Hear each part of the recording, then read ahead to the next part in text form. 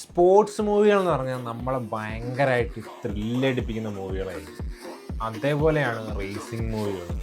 Racing മൂവികൾ കാണുമ്പോൾ നമുക്കിങ്ങനെ അതിനകത്ത് ഭയങ്കരമായിട്ടുള്ള ഒരു അഡ്രിനാലിൻ റഷ് കിട്ടും. ഓരോ വണ്ടി ഓവർടേക്ക് ചെയ്യുമ്പോൾ, ഓരോ കുറച്ച് മുമ്പിൽ കയറുമ്പോൾ ഒക്കെ ഭയങ്കരമായിട്ട് നമ്മൾ ഇങ്ങോട്ട് കയറുന്നുള്ള ആ ഒരു ഫീല് കിട്ടും. ഞാൻ കണ്ടിഷ്ടപ്പെട്ട കുറച്ച് പടങ്ങളാണ് ഇന്നിവിടെ ലിസ്റ്റ് ചെയ്യാൻ പോകുന്നത്. 2004 ഇറങ്ങിയ ടോർക്ക്.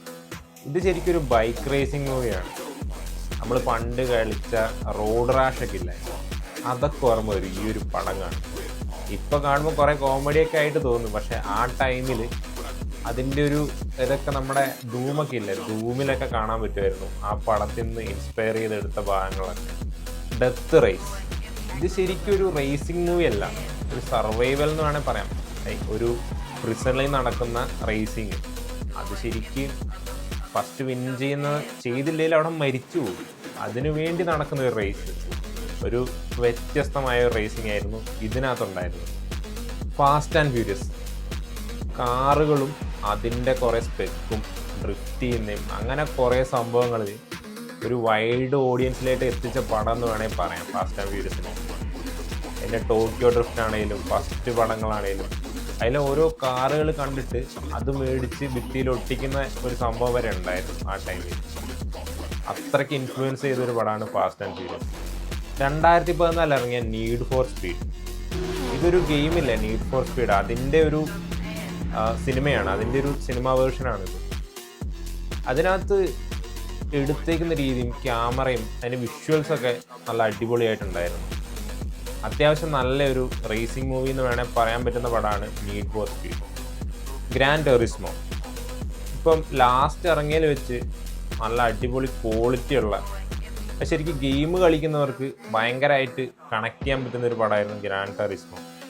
അതിനകത്ത് ചില സീനൊക്കെ ഉണ്ട്, അതിനകത്ത് ഇരുന്നിട്ട് ഇങ്ങനെ ഓടിക്കുമ്പോൾ നമ്മൾ ഗെയിം കളിച്ചുകൊണ്ടിരുന്നിട്ട് അതിൽ നിന്ന് അങ്ങനല്ല, കാർ ഓടിച്ചിട്ട് അതിൽ നിന്ന് ഗെയിം കളിക്കുന്ന രീതിയിലിട്ട് മാറുന്ന ആ ഒരു വിഷ്വലൊക്കെ നല്ല VFX കാര്യങ്ങളൊക്കെ അടിപൊളിയായിരുന്നു പടം. പിന്നെ പടവും സൂപ്പറാണ്, അതൊരു റിയൽ ലൈഫ് സ്റ്റോറിയാണ്. അത് സംഭവം അടിപൊളിയായിട്ട് എടുത്തു വെച്ചിട്ടുണ്ടായിരുന്നു. F1 ഇപ്പോൾ ലാസ്റ്റ് ഇറങ്ങിയ ഒരു റേസിംഗ് മൂവി എന്ന് പറയാം. ഇത് ശരിക്ക് F1 ഫാൻസ് കാണുകയാണെങ്കിൽ കുറേ ഫ്ലോസ് ഒക്കെ അതിനകത്തുണ്ടാവും, പക്ഷേ ഇതൊരു പടമായിട്ട് എടുക്കുമ്പം അതിൻ്റെ കൊമേഴ്ഷ്യൽ ആസ്പെക്റ്റ് ഒക്കെ നോക്കിയിട്ടാണ് ആ ഒരു രീതിയിലേക്ക് പടം വന്നേക്കുന്നത്. ഒരു റേസിങ്ങിനെ പക്ക അടിപൊളി വിഷ്വൽസിൽ, ഇപ്പോൾ ഇറങ്ങിയതിൽ വെച്ച് ഏറ്റവും നല്ല വിഷ്വൽസ് എന്ന് വേണമെങ്കിൽ ഇതിൽ പറയാം. അത്രയ്ക്ക് അടിപൊളിയായിട്ട് ഇതിനകത്ത് എടുത്തിട്ടുണ്ട്. ക്ലൈമാക്സിനൊക്കെ കാണുമ്പോൾ നമ്മൾ അതിൻ്റെ കാറിൻ്റെ ഉള്ളിലിരുന്ന് പോകുന്ന പോലെ ഉണ്ടായിരുന്നു. ശരിക്കും ഇതിനകത്ത് കാറിൽ തന്നെ ചെറിയ ക്യാമറകൾ ഫിറ്റ് ചെയ്താണ് ഇത് എടുത്തിട്ടുള്ളത്. അതുകൊണ്ട് തന്നെ അതിൻ്റെ ഒരു വിഷ്വൽസ്, അതിൻ്റെ ഒരു ക്വാളിറ്റി അതെല്ലാം നമുക്ക് ഭയങ്കരമായിട്ട് ഫീൽ ചെയ്യും ഈ പടത്തിൽ. റഷ്. ഫോർമുല 1 റിലേറ്റഡ് മൂവികൾ ഇറങ്ങിയതിൽ ഏറ്റവും അടിപൊളി മൂവി എന്ന് പറയാൻ പറ്റുന്നൊരു പടമാണ് റഷ്. ഇതിലെ 2 മെയിൻ ക്യാരക്ടേഴ്സും അവർ തമ്മിലുള്ള ആ ഒരു റേസിങ്ങും കാര്യങ്ങളും എല്ലാം ഭയങ്കരമായിട്ട് അടിപൊളിയായിട്ട് തന്നെ എടുത്തിട്ടുണ്ടായിരുന്നു ഈ പടം. Ford versus Ferrari. One of the best racing movie എന്ന് വേണമെങ്കിൽ പറയാം ഇതിന്. പണ്ട് ഫോർഡും ഫെരാരിയും തമ്മിലുള്ള ആ ഒരു ക്ലാഷ്. ഇപ്പോൾ റഷ്യയിലാണെങ്കിൽ 2 ക്യാരക്ടേഴ്സ് തമ്മിലാണെങ്കിൽ ഇത് 2 കമ്പനികൾ തമ്മിലുള്ള ഒരു സംഭവം. ഈ പടമൊന്നും കണ്ടിട്ടില്ല, എന്തായാലും കാണുക.